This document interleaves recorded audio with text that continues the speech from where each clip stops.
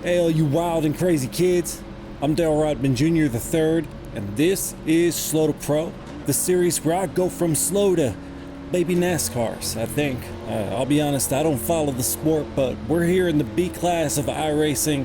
This is my 24th race on iRacing. I was able to fast track my license from rookie all the way to B class just by driving smart, and in this race, driving smart means staying in front of the mayhem. As we go green here, I'm starting in P2, but I'm going to immediately drop down to P3 because I have no idea how to launch this car, or drive it for that matter.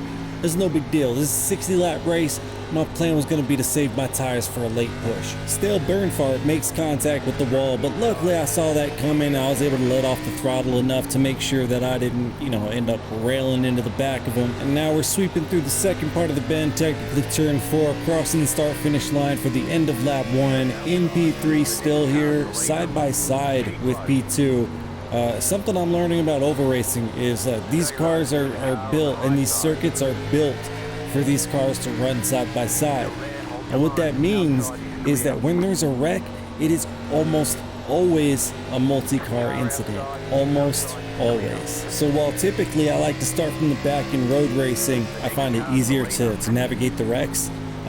In oval racing, it's quite the opposite. I like to start at the front, or as close to the front as possible, to avoid the wrecks. If you start at the back of the pack, it's very highly likely you're going to get collected in one of those multi-car wrecks. The nature of the circuits is they're banked, so they slide up to the outer wall, crash, slide back down the circuit, and that's when you come in.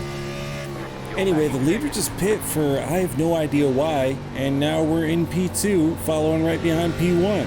And while the gap behind us isn't that large, it's at least large enough that I don't have to worry about a lunge up the inside. So I'm quite content here to just follow right behind the leader, save my tires until later in the race, maybe wait till... There's always cautions at the end of these races. They almost always finish with what is essentially a 2-lap sprint to the finish with no cautions. But that's something to worry about way later. For right now, it's lap number 6, and I start watching this guy slide up the circuit a little bit. I'm thinking, oh man, please don't start this now. Please don't start this now. You're going to slow us down, and this blue car in my mirror is going to catch up. And then he does it again, and I think, okay, well, I guess we're gonna have to go right now. We're gonna have to get around him. And here we go, side by side down the straight. I've got the inside line. I nailed the braking, but I nailed the braking a little too hard. And he's still right there. You can see it in the replay, right next to me. Quite a good gap there because there's no radar in iRacing, so you have no clue how close you are to anybody. But we're just going to maintain our lane and hope that he does the exact same thing. And if anything goes wrong, oops. It's going to be no big deal. Nobody's actually going to get hurt. Now I got this blue car right on my tail because in oval racing, that is the easiest way to get a pass, is to follow somebody else through the window on the inside line. Typically, that's where it happens.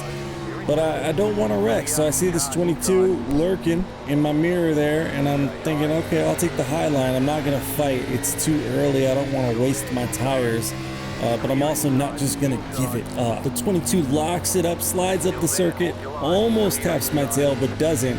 And that's where we finally get a break from that 22 car. We're able to get back down onto that inside line and start getting into our rhythm. But there wasn't really any rhythm to be had. We just kept going from caution flag to running a few laps to caution flag to running a few laps.